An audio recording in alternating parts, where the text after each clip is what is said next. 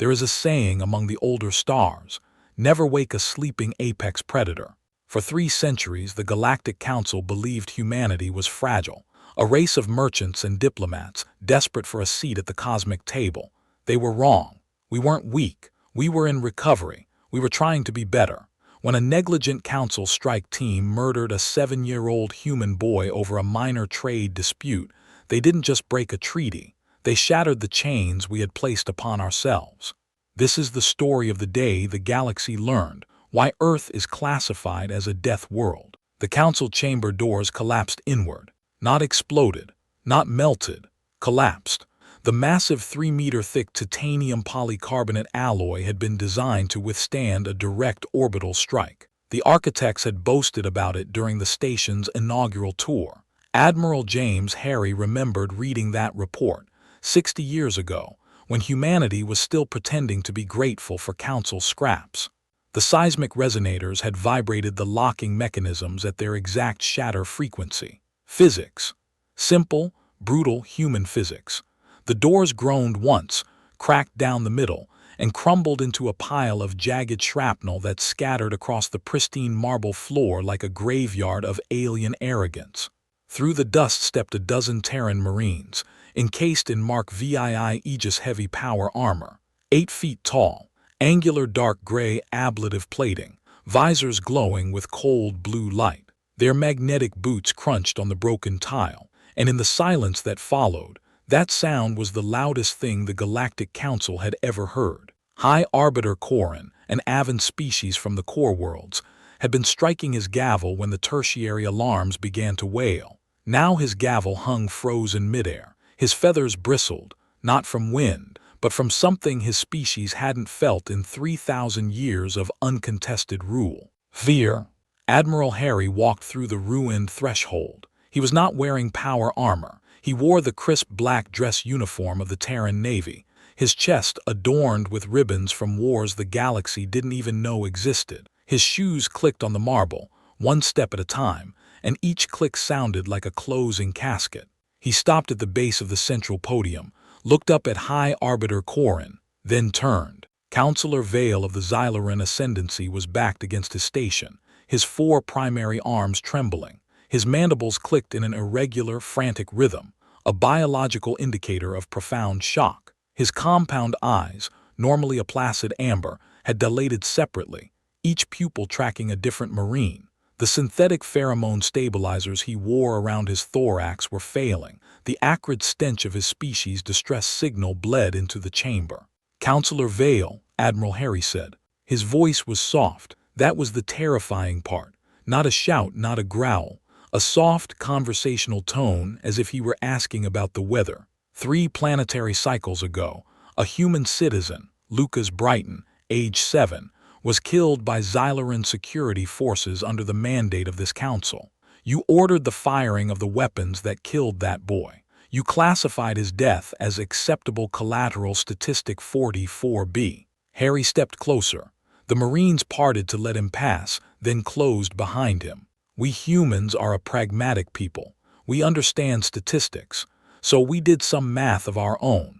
We calculated the value of a human child's life against the infrastructure of your corrupt bureaucracy. He stopped 3 meters from Vale. You have 10 minutes to surrender yourself to our custody for trial under Terran military law. If you do not, we will consider Zenith Station an active hostile military installation. Vale's mandibles clicked faster. You are bluffing. Admiral Harry didn't blink. We are from Earth. We survived ice ages, apex predators, global plagues, and each other. We are the statistical anomaly. He turned his back on the counselor, walked toward the ruined doors, paused. 10 minutes. The Marines withdrew. The dust settled, and in the silence that followed, the Galactic Council realized they had never once, in 300 years of watching humanity, bothered to look underneath. What happened next? No one in that chamber was ready for. Stay close. 3 days earlier, the council chamber had been pristine. Zenith Station floated in the neutral zone of the Perseus Arm, a sprawling metallic lotus that served as the crown jewel of the Galactic Council. To the wealthy elite of the core worlds, it was a paradise of high commerce, intricate alien diplomacy, and the kind of stifling bureaucracy that made empires feel eternal. To Thiago and Sophia Brighton, it was supposed to be a new beginning. Thiago adjusted his collar, checked his wrist chronometer, a habit from his diplomatic training, senior logistics coordinator for the Terran Trade Coalition. He'd spent the last 18 months negotiating export quotas for Earth's agricultural surplus, and he had learned to read alien body language the way old sailors read weather patterns. A twitching mandible, a dilating pupil, a pause that lasted half a second too long. He hated that he was good at it, but he was good at it. Sophia squeezed his hand. She was an architect, had spent the last 2 years designing the first human-centric habitat on the station. Her specialty was light, how to make enclosed spaces feel like open sky. She had memorized the spectrographic signatures of 17 different star types so she could replicate their warmth in environments that had never seen a sunrise. And Lucas was 7. He knew the names of a dozen alien homeworlds before he could spell his own middle name. He carried a battered data tablet everywhere. Its screen cracked in the upper left corner from the time he dropped it while trying to identify a passing Thesan merchant vessel. He didn't care about politics or trade disputes. He just wanted to see something he'd never seen before. Right now, they were standing in the station's main promenade, a cavernous thoroughfare lined with shops and kiosks selling everything from Xyloran ceremonial weapons to Corellian nectar crystals. The artificial sky overhead projected a perfect simulation of a yellow dwarf star at midday. It was warm. It was safe. Lucas was pointing. "Mom, look, that one, that's a Thesan. They come from a completely oceanic world. Their bones are cartilaginous, and they communicate through bioluminescent patterns on there." Sophia laughed. "I know, sweetheart, you told me yesterday. But did I tell you they can change their skin texture to mimic surrounding surfaces? They're like octopuses but smarter than humans actually, some studies say." Lucas breathed.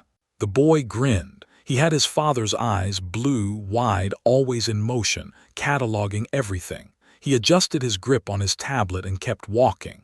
Thiago checked his chronometer again. He was supposed to be at a customs hearing in 20 minutes. A mismatched tariff code on a shipment of Terran wheat. Nothing important. The kind of bureaucratic nonsense that had defined human-council relations for 3 centuries. "Soph, I have to." "I know, go. We'll meet you at the food court." Thiago kissed her cheek, ruffled Lucas's hair, and walked toward the customs office. He didn't look back. If he had, he would have seen the Xyloran security patrols beginning to tighten their formation. He would have seen the nervous energy in the crowd, the way merchants were closing their stalls, the way Thesan traders were retreating toward the outer docking rings. He would have seen the wrong detail, but he was already thinking about wheat tariffs. The customs office was a narrow room on the promenade's second level, its walls lined with holographic displays of council trade regulations. Thiago had been here a dozen times. The Xyloran officer behind the desk was new. "You are late, human." The voice buzzed through a vocal translator, its mandibles clicking with irritation. The Xyloran, Thiago, made a mental note to check his nameplate, but it was written in a script he didn't recognize, was tall, over 7 feet, with chitinous plating that caught the light in iridescent waves. "My apologies," Thiago said. "The promenade is crowded, high market cycle. Your cargo is seized pending a level 4 inspection." Thiago blinked. "It's wheat, irradiated, sealed, and certified by your own agricultural ministers. The biological contamination protocols haven't changed in 6 years."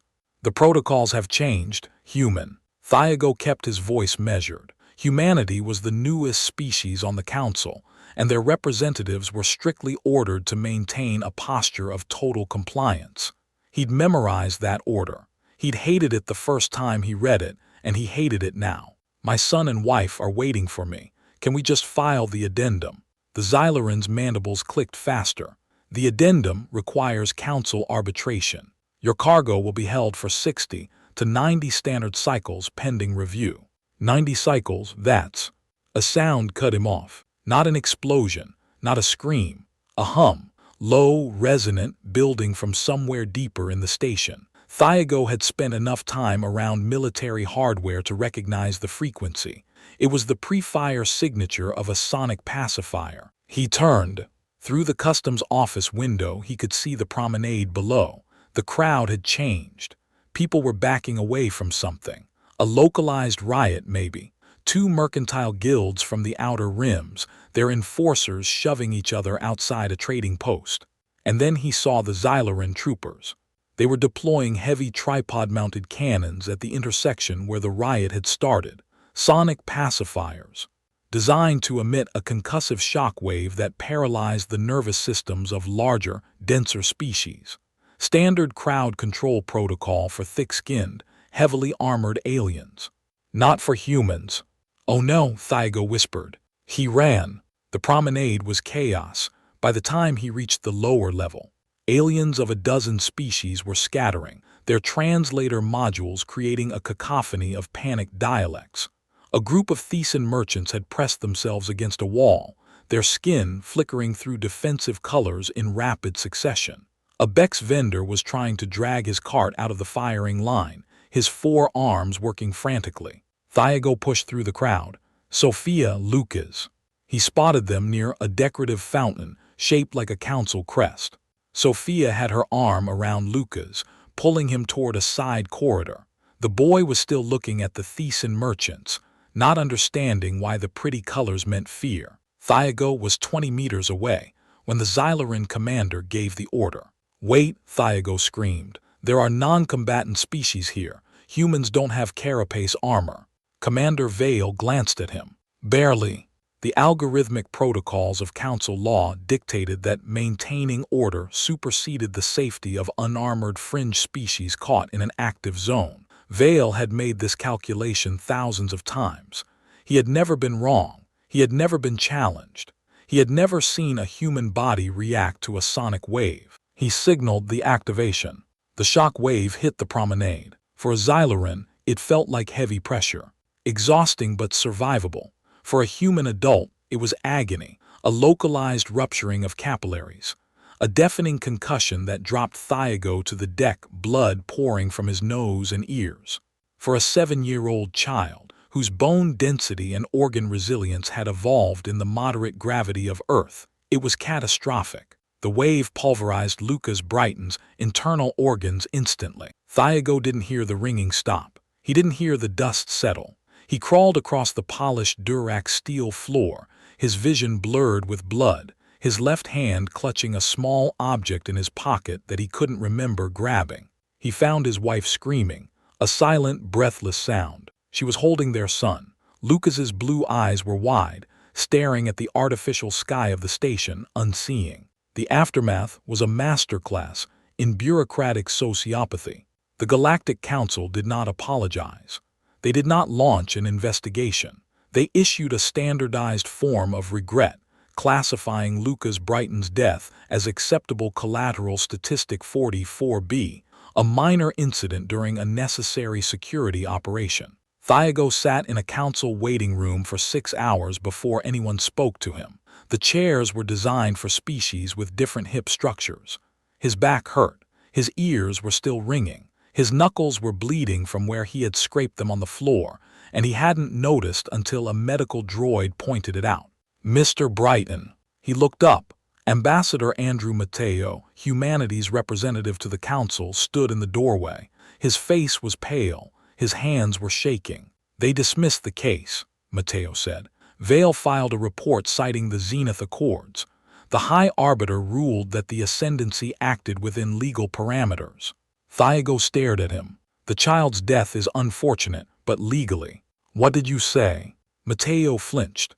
"Thiago, I argued for 6 hours. I brought up the biological differences between Xyloran and human physiology. I cited the agricultural trade agreements that require human compliance with council safety standards. I played every card I had. And they said the galaxy is a dangerous place. That their security forces cannot be expected to recalibrate their equipment for every fragile soft-tissued species that wanders into a high-risk zone." Thiago stood up. His knees didn't want to hold him. They did anyway. "Where is my wife?" Medbay, she hasn't let go of Lucas yet.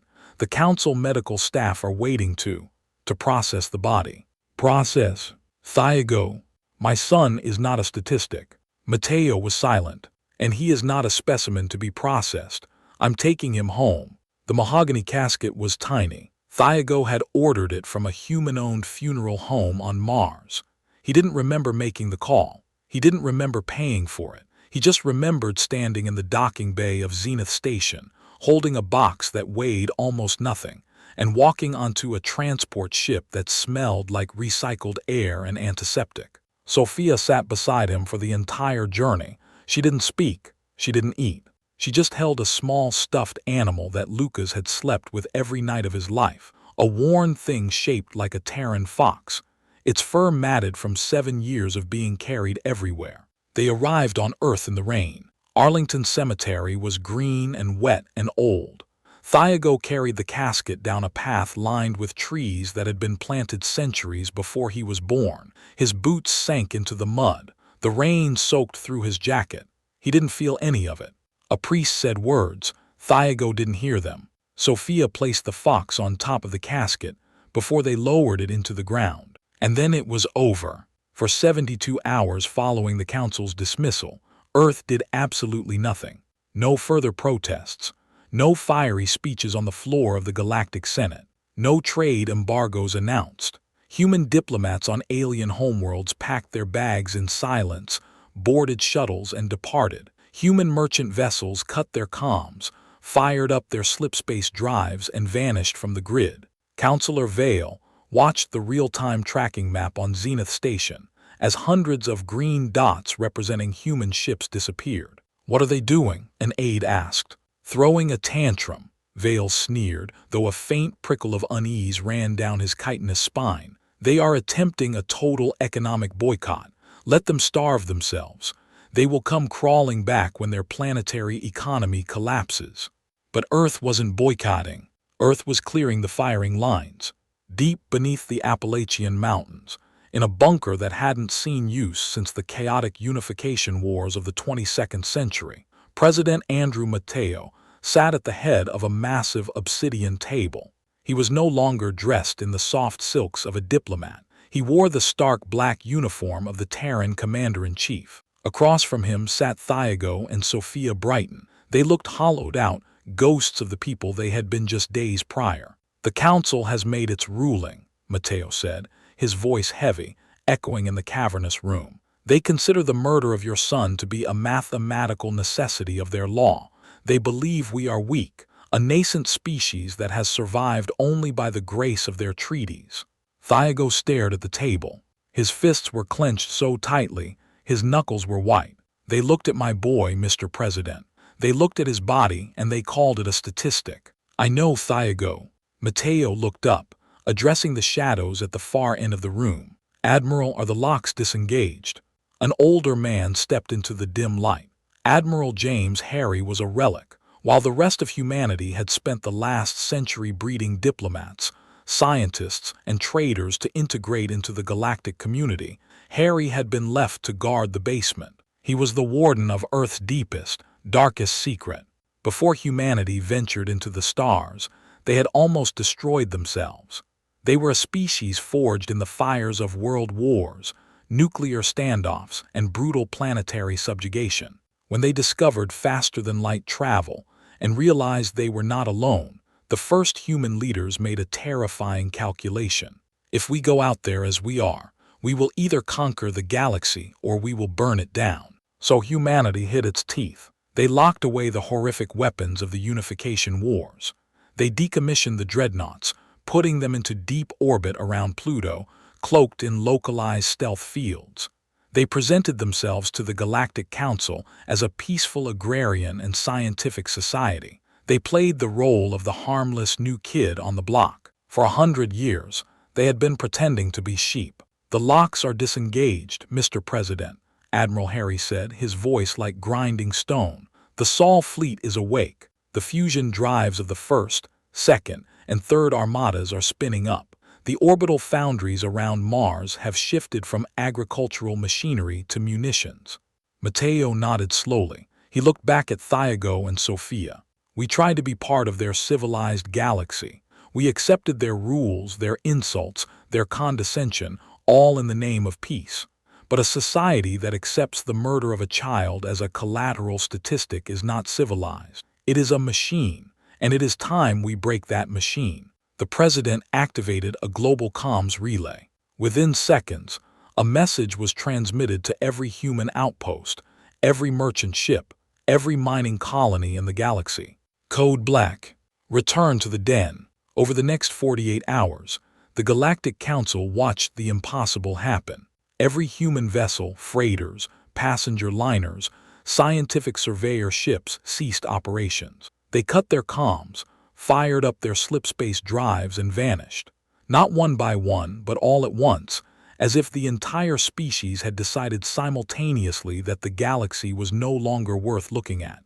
Alien ambassadors on Earth packed their bags and were escorted to their ships by silent military police who refused to answer questions. Human diplomats on alien homeworlds did the same, leaving behind half-eaten meals and unfinished correspondence. "Where are they going?" an aide asked Counselor Vale. Vale watched the tracking map. The green dots were almost gone. "Home," he said, and for the first time in his life the word sounded like a threat. Beyond the orbit of Pluto, the darkness of space began to warp and shimmer. The cloaking fields that had been maintained for over a century powered down. Slowly, the true face of human engineering revealed itself. These were not the sleek, fragile trading vessels the aliens were used to. These were leviathans of war, ships built not for aesthetics, but for survival in a hostile universe. Plated in meters-thick ablative armor, bristling with kinetic mass drivers, plasma lances, and nuclear silos. At the center of the formation was the spear of Lucas Nidus, a dreadnought so massive it possessed its own gravitational pull. Admiral Harry stood on its bridge, watching the tactical displays light up. The Ghost Fleet had become flesh. "All fleets report combat ready," his executive officer announced. "Slipspace rupture coordinates are locked on Zenith Station." Harry activated the shipwide intercom. "For 100 years we played the role of the sheep. We let them think we were soft. We let them think we were safe. 3 days ago, their arrogance cost the life of an innocent child." He paused. "Today, we remind the galaxy what a death worlder actually is." Harry's eyes narrowed as he stared at the projection of Zenith Station. "Initiate the jump." The Galactic Council chamber on Zenith Station was in session, debating the allocation of deep space mining rights, entirely unconcerned with the silent human territory. High Arbiter Corrin was just striking his gavel when the station's tertiary alarms began to wail. It wasn't a standard proximity alert. It was a deep, resonant klaxon that hadn't sounded since the station was built, the warning for a massive unauthorized slipspace rupture. "Report," Counselor Vale barked, standing from his seat. "Is it a rogue asteroid, a solar flare?" The station's chief sensor officer, a gelatinous being floating in an environmental tank, spoke frantically through its translator. "Negative. We are detecting a spatial anomaly on the edge of the sector. It's massive. The energy readings are off the charts." "How many ruptures?" "Not one, Counselor. Hundreds."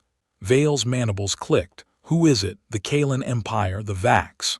"Neither, sir. The transponder codes they're Terran." Laughter rippled through the council chamber. "The humans. What are they going to do? Blockade the station with grain freighters?" Vale allowed himself a thin smile. "Deploy the Ascendancy Fleet. Warn them, unauthorized entry into restricted council space with military intent is an act of war. If they do not reverse course immediately, vaporize their lead ships." Outside the massive transparisteel windows of the promenade, the exact spot where Thiago and Sophia Brighton had lost their son, the void of space tore open. It wasn't a clean, silent transition like the sleek alien drives produced. The human slipspace engines tore through the fabric of reality with violent, localized gravitational shockwaves. The very structure of Zenith Station groaned under the stress of the spatial displacement, deck plates buckling, light fixtures shattering. When the light faded, the laughter in the council chamber died instantly. Hanging in the void, eclipsing the distant stars, was the Sol fleet. Thousands of jagged, brutalist warships formed an impenetrable wall of dark metal.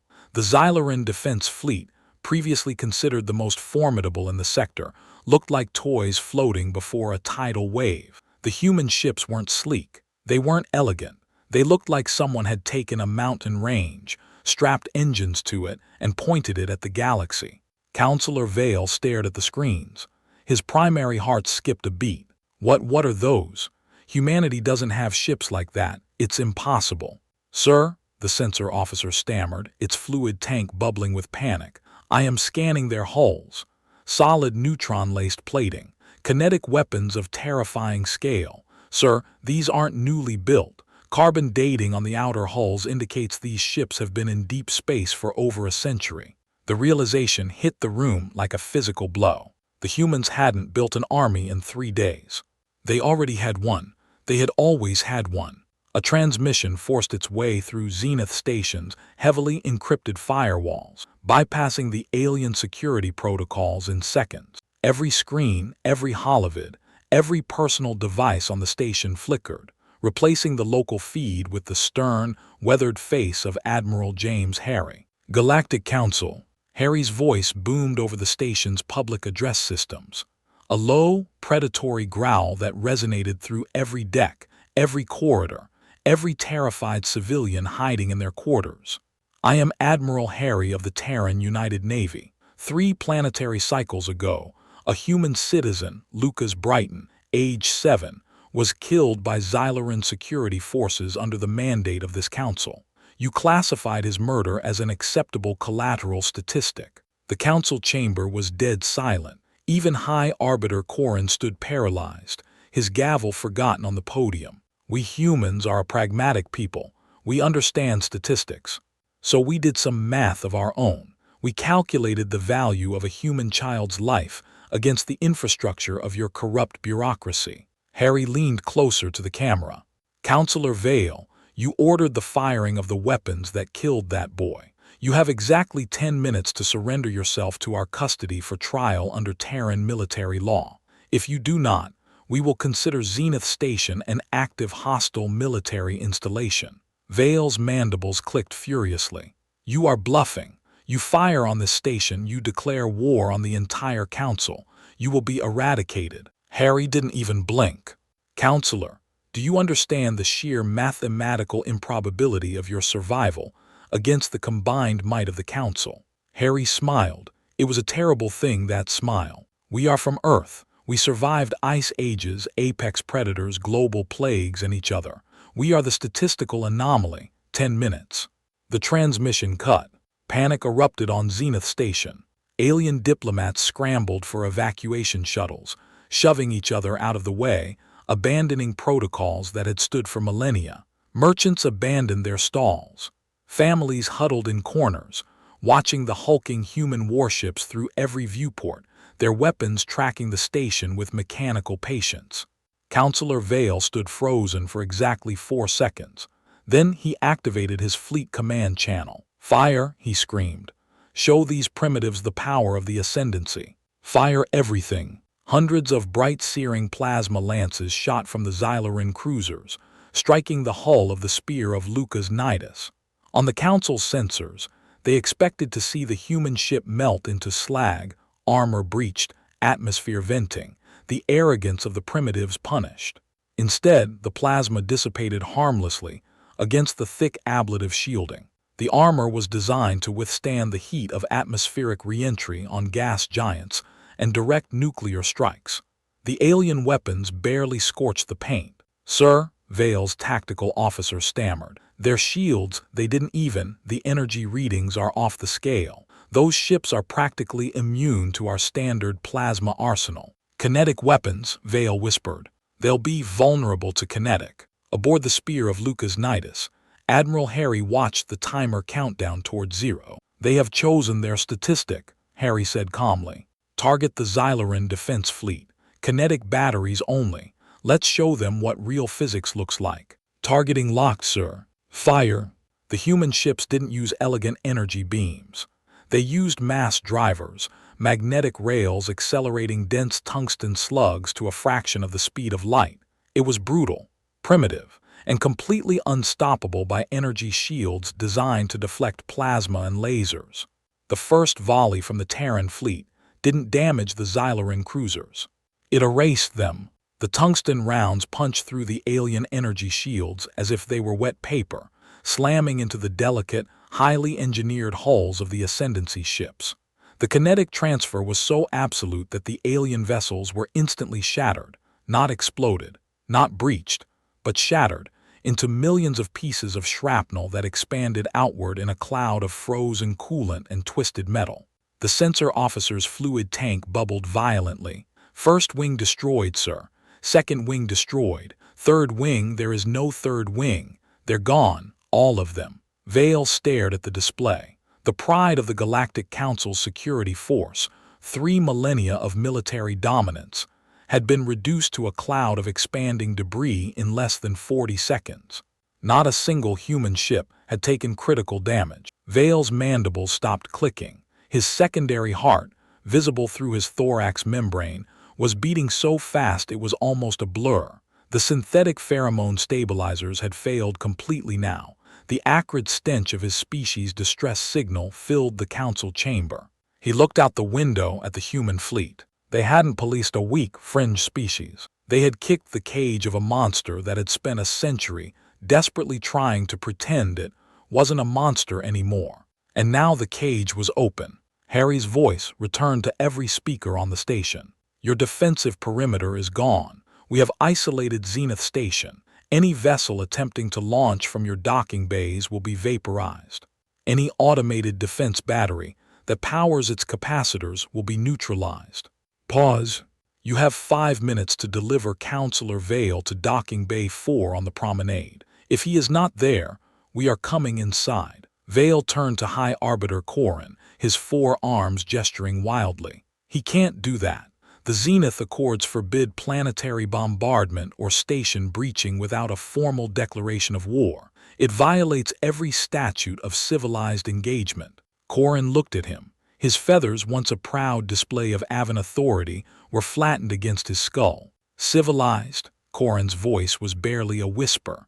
"You murdered one of their children and called it a statistic. Vale, you invoked the wrath of a death world. Look out the window. Do you think they care about our accords?" Vale's compound eyes dilated. "We have to deploy the internal security garrison, lock down the blast doors, arm the security forces. We will repel their boarding parties and hold the civilians as hostages if necessary. They wouldn't dare risk." "Stop." Corrin stepped down from his podium. For the first time in his life, he walked toward the Xyloran counselor. "You still do not understand, do you? You still think you are the predator." He gestured at the window. "That fleet out there has been waiting for 100 years, waiting for someone to give them a reason. And you gave them a 7-year-old boy." Outside, the Terran fleet shifted its formation. Massive blocky vessels designated as Kodiak-class assault carriers detached from the main armada and began burning hard toward the station. They didn't maneuver with the graceful arcs of alien shuttles. They slammed through the void in jagged, aggressive vectors, shrugging off the station's sporadic point defense laser fire like rain bouncing off an iron roof. "Admiral, the 5-minute deadline has expired," Commander Reynolds announced on the bridge of the Spear. "Sensors indicate internal blast doors are sealing around the council chamber. Xyloran security forces are massing at the primary airlocks." Harry nodded once. "Deploy the 1st Battalion, 5th Marines. Tell Colonel Bradley he has the green light. Execute Operation Broken Glass." From the bellies of the Kodiak carriers, hundreds of boarding torpedoes launched. To the alien observers, it looked like the humans were firing solid missiles directly into the civilian sector. Panic reached a fever pitch as the heavy armor-piercing pods slammed into the outer hull of Zenith Station. They didn't explode. Magnetic clamps engaged. Thermal breaching charges melted through the station's meter-thick Durac steel hull in seconds. The promenade. A squad of 30 Xyloran security troopers, 7 feet tall, thick kinetic-resistant carapace armor, plasma rifles leveled, stood in a semicircle around a hissing red-hot ring melting into the wall. They expected a firefight. They expected soft, fleshy humans to stumble through the breach, easy targets for their searing energy weapons. The heavy circular plug of the hole blew inward with a concussive blast, knocking the front row of Xylarans to the ground. Through the smoke, the humans emerged, but they were not the fragile diplomats the Council was used to. These were Terran Marines, encased in Mark VII Aegis heavy power armor, 8 feet tall, entirely enclosed in angular dark gray ablative plating. Their visors glowed with an ominous cold blue light. They moved with terrifying hydraulic-assisted speed, ignoring the heavy gravity plating of the station as if it were nothing. The Xylaran commander roared an order. The security forces opened fire. Plasma bolts slammed into the chest plates of the leading Marines. The thermal energy simply splashed against the human armor, absorbed by heat sinks, and dissipated into the surrounding air, raising the temperature of the promenade by barely a degree. "Contact front," growled Captain Wallace Jennings through his suit's external speakers, his voice heavily synthesized and terrifyingly calm. "Lethal force authorized. Clear the promenade." The Marines didn't use plasma. They used standard-issue magnetic acceleration carbines. The deafening crack-crack-crack of hypervelocity tungsten rounds echoed through the cavernous promenade. The Xylaran carapace armor, designed to absorb energy weapons and blunt force trauma, shattered like glass under the armor-piercing kinetic rounds. It wasn't a battle, it was an extermination.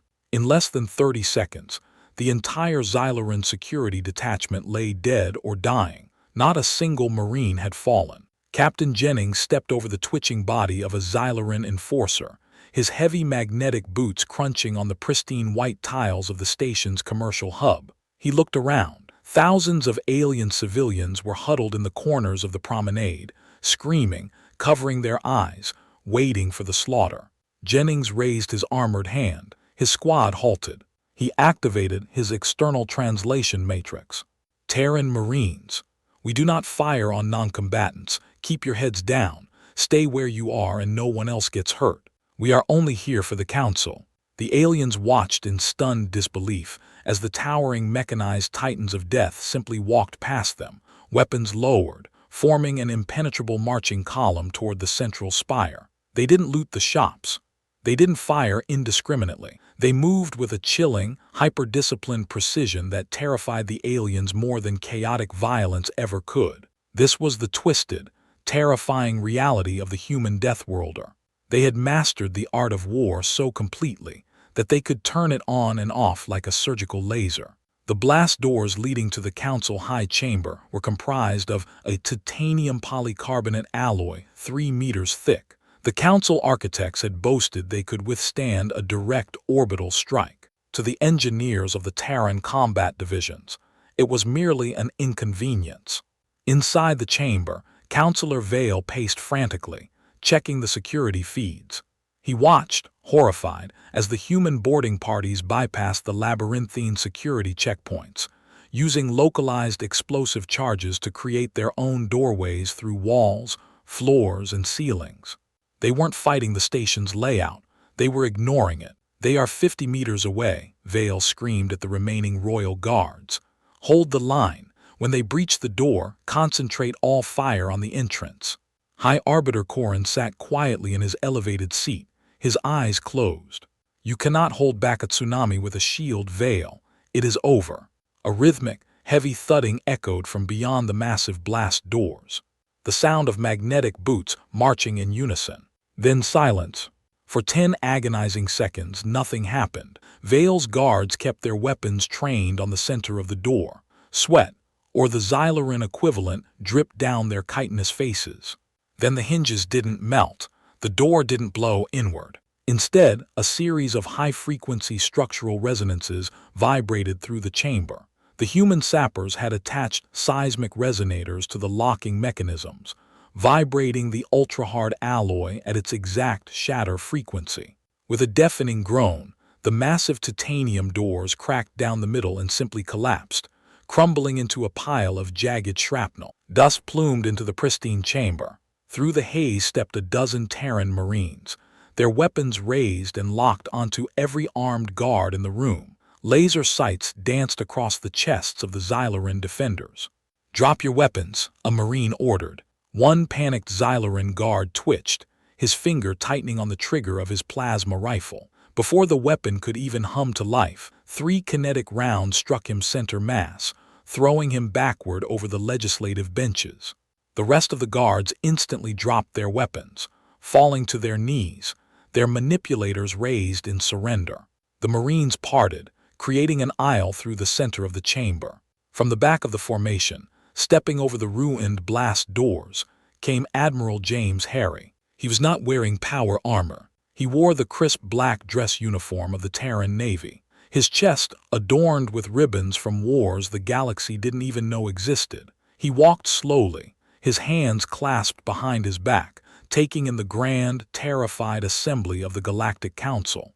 He looked up at the towering ceiling, then down at the alien delegates cowering in their seats. "Such a beautiful room," Harry said softly, his voice carrying to every ear through the translation matrix.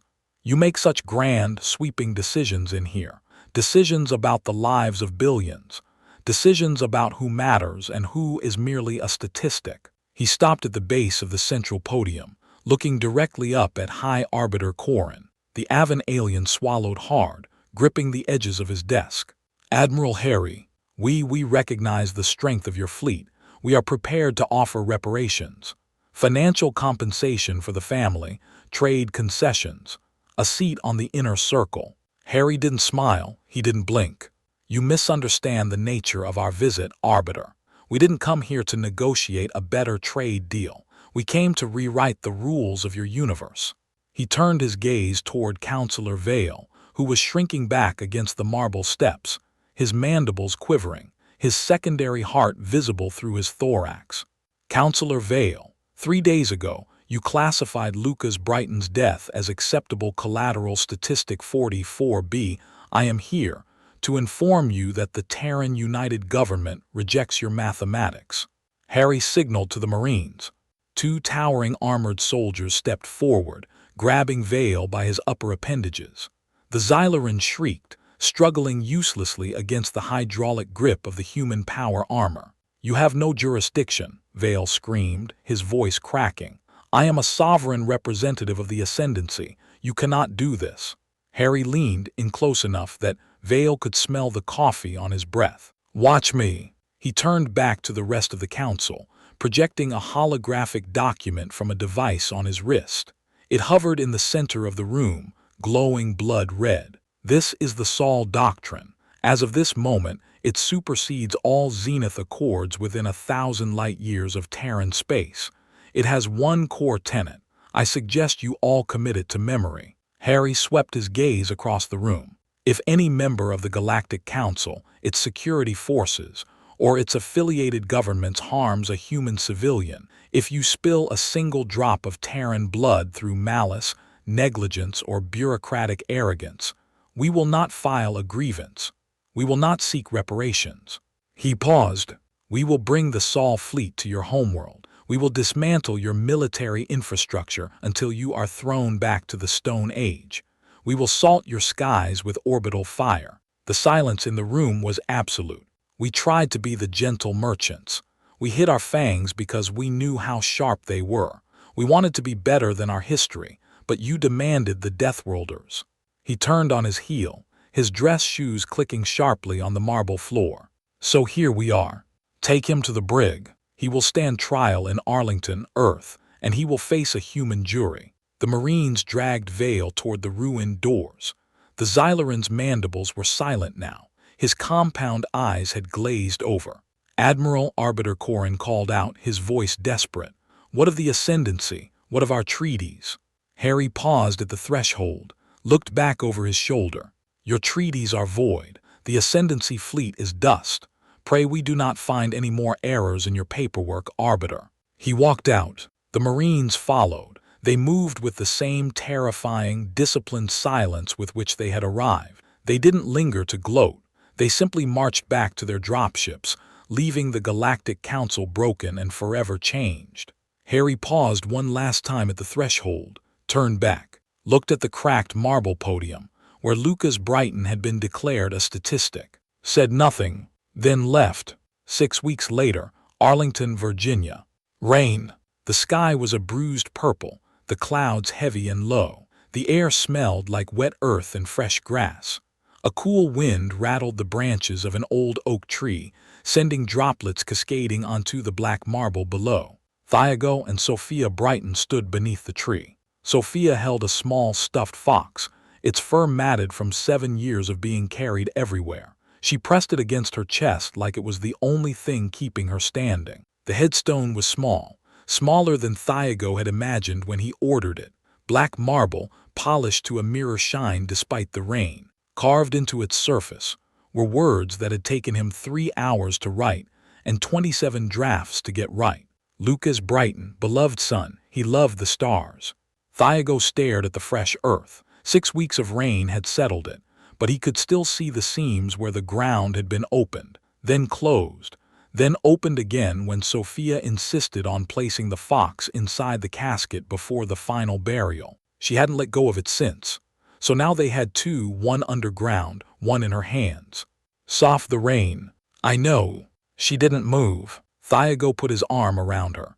She leaned into him, her shoulders shaking, not from cold. He didn't know if she would ever stop shaking. Behind them, footsteps on wet grass.